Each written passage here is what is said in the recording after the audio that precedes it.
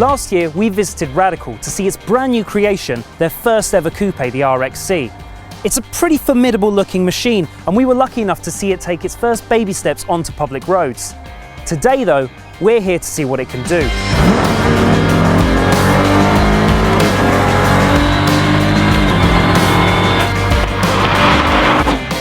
So since we've been at Radical last year, a lot has changed.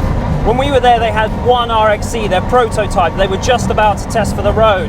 And now we've been there and there's an absolute transformation. Gone are the assembly line of SR3s, now it's RXCs, and you can have them in any color. And not just the standard V6. People are flocking in their droves to Radical's own V8. That's right. They've developed and built on site their own V8.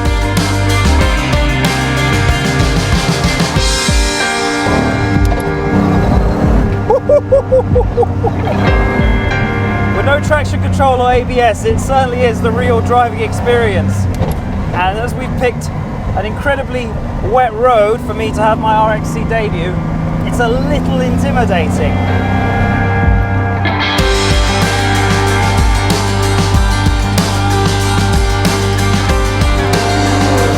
There's such a race car feel to being sat in here, and you can tell this isn't really a race car for the road. This is a race car that you can incidentally drive on the road. I mean, you look in your side mirrors and you see a bloody great wing staring back at you. You can change your steering assist from 1 to 5, but even at 5 it still feels remarkably intuitive. It feels like the car is an extension of yourself. The feel in the pedals is just pure race car. And on a wet day like this, you don't need to tell it twice to get a little bit out of shape. But it's the responsiveness that gives you confidence. The ride is just, it's shocking how good it is. It's obviously not going to be comfortable enough to drive cross-continent, but you'd be stupid for thinking you'd want to do that anyway. You'd have to be a bit mad, like Radical.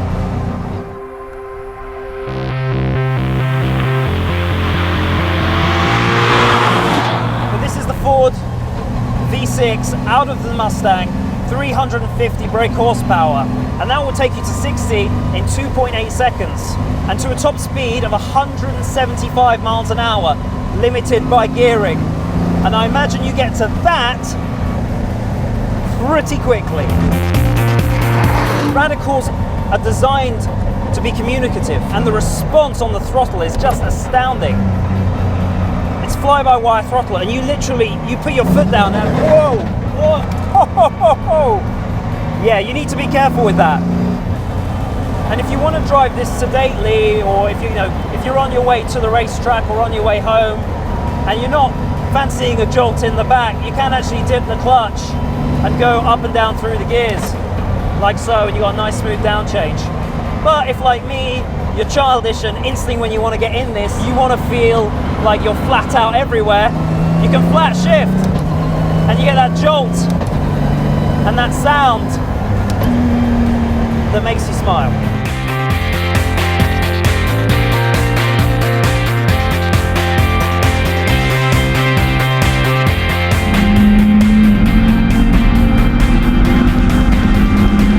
Anyone who thinks Radical might have gone soft needs to have a go in this. They are absolutely mental, and I love that they exist. That a company as big as them can choose to make something like this and it be financially viable. You just find yourself pushing harder and harder in this thing. I would not be able to own one of these because it is addictive. You drive everywhere thinking you're on a racetrack. You see the white lines, you're so low to the ground, you're thrust forward. And immediately, you're at 7/10. It is just a race car through and through. I can't say that often enough.